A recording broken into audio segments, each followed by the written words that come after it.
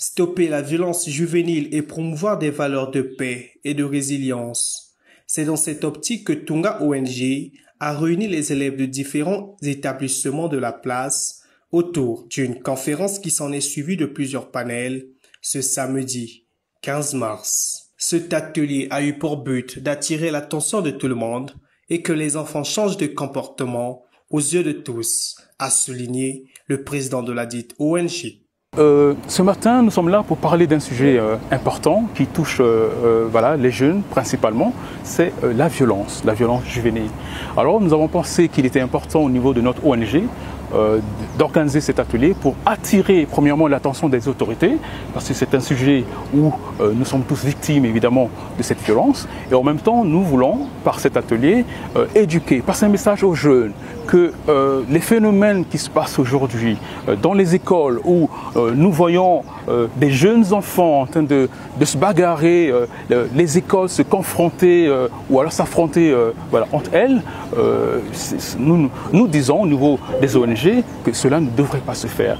Alors, Tunga ONG organise cet atelier pour, on va dire une façon, compléter l'action de l'État des écoles. Et donc cet atelier a pour but simplement d'attirer l'attention de tout le monde et en même temps de faire en sorte que les enfants, nos enfants, changent de comportement afin que ces violences que nous observons tous les jours cessent. Les experts, activistes et jeunes engagés ont animé plusieurs panels avec pour thème principal « Ensemble contre la violence ».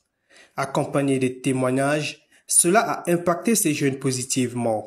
L'un des panélistes partage une solution aux parents afin de suivre de près le temps et les contenus des enfants sur les réseaux sociaux.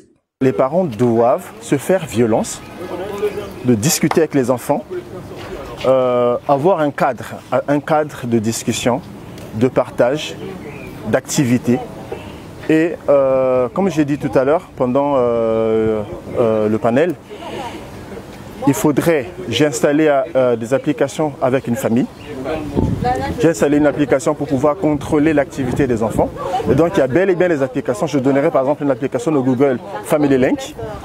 C'est une application avec laquelle vous pouvez contrôler le contenu des enfants, leur temps sur les réseaux sociaux, sur un smartphone, et le contenu et même les applications utilisées. Donc les parents doivent se faire violence, mais dans cette violence-là, ce n'est pas une violence verbale ou corporelle, mais plutôt de discuter sur les valeurs